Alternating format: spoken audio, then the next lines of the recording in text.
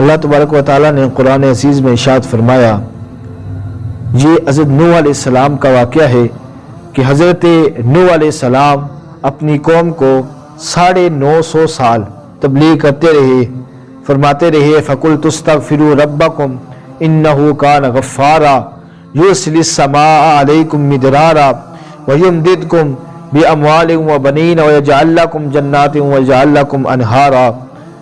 فرمایا فَقُلْتُ اسْتَغْفِرُوا رَبَّكُمْ، اپنے رب سے بخشش طلب کرو، إِنَّهُ كَانَ غَفَّارًا، بے شک وہ بخشنے والا ہے، يُرْسِلِ السَّمَاءَ عَلَيْكُمْ مِدْرَارًا، وہ تم پر آسمان سے بارش بھی نازل فرمائے گا، مال اور بیٹوں سے تمہاری مدد بھی فرمائے گا، تمہارے لیے باغ بنا دے گا، تمہارے لیے نہریں تیار فرما دے گا۔ تمہیں کیا ہو گیا ہے کہ تم اللہ سے عزت حاصل کرنے کی امید نہیں رکھتے؟ امام حسن مجتبی رضی اللہ تعالیٰ عنہ کا ایک علمی نکتہ مجھے یاد آ گیا، وہ میں چاہتا ہوں کہ آپ کی گوش گزار بھی کر دوں کہ استغفار کے کتنے فائدے ہیں۔ حضرت نوح علیہ السلام نے اپنی قوم کو کہا نا کہ آپ اپنے رب سے بخشش طلب کیجیے، استغفار کیجیے، تو سنیے کہ استغفار کے کتنے فائدے ہیں۔ یہاں پہ 4 فائدے بیان کیے گئے ہیں۔ استغفار تو یقیناً ہر گناہ کی معافی کے لیے ضروری ہے۔ حضور صلی اللہ علیہ وآلہ وسلم ایک قول کے مطابق آپ دن میں 70 مرتبہ استغفار کیا کرتے تھے، اور دوسرے قول کے مطابق آپ صلی اللہ علیہ وسلم 100 مرتبہ استغفار کیا کرتے تھے۔ استغفار کے کتنے فائدے ہیں؟ حضرت امام حسن مجتبی رضی اللہ تعالی عنہ کا ایک علمی نکتہ مجھے یاد آ گیا کہ حضرت ربی بن صبیح رضی اللہ تعالی عنہ حاضر خدمت ہوئے، آپ بیٹھے ہوئے تھے، ایک شخص آیا اور کہا کہ ہماری بستیوں میں بارش نہیں ہو رہی، قحط سالی پڑ گئی ہے، اب اس کے لیے دعا کریں۔ نے کہا کہ جاؤ استغفار کرو۔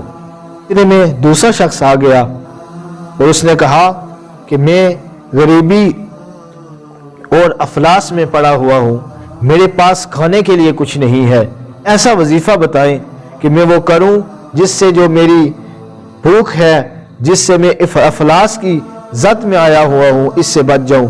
تو آپ نے اسے بھی فرمایا، کہا کہ استغفار کیا کرو۔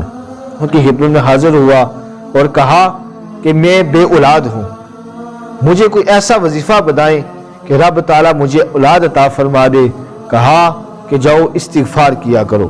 اسی طرح چوتھا بندہ آپ کی بارگاہ میں خدمت میں حاضر ہوا، کہا کہ اے ابن بطول، آپ ہمیں بتائیں کہ ہماری زمین اس قدر بنجر ہو چکی ہے کہ ہم اس میں کچھ بھی اگاتے ہیں تو وہ کچھ بھی نہیں اگتا، کوئی کچھ وظیفہ بتائیں کہ تاکہ ہم کریں اور ہماری جو زمین ہے وہ بحال ہو جائے۔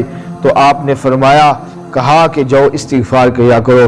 حضرت ربیع بن فصیح رضی اللہ تعالی عنہ فرماتے ہیں کہ میں بڑا پریشان ہوا کہ 4 بندے آپ کی بارگاہ میں تشریف لائے اور سب کے الگ الگ کام تھے، کوئی بارش کی وجہ سے کہہ رہا تھا دعا کرو، کوئی پریشانی کی وجہ سے کہہ رہا تھا دعا کرو، کوئی بے اولاد تھا، اولاد مانگنے کے لیے دعا کر رہا تھا، کوئی اپنی زمین کو بنجر تھی اس کے لیے دعا کے لیے کہہ رہا تھا، لیکن آپ نے سب کو ایک وظیفہ بتایا، کہا کہ استغفار کیا کرو، اللہ تبارک و تعالی یہ تمہاری حاجتیں، تمہاری پریشانیاں اللہ تبارک و تعالی دور فرما دے گا۔ اس وقت آپ نے کہا کہ قرآن عزیز کی یہ آیت آپ نے تلاوت نہیں کی؟ کہا کون سی؟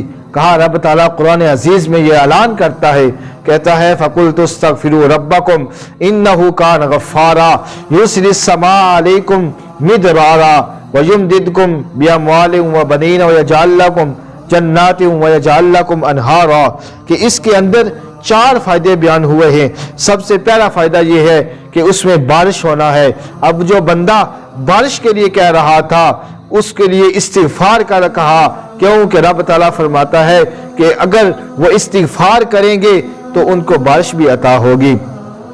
دوسرا فائدہ کہا کہ دوسرا بندہ کہہ رہا تھا کہ میں مالدار نہیں ہوں، مجھے مال چاہیے، تو کہا کہ استغفار کرے تو رب تعالیٰ اسے مال عطا فرمائے گا۔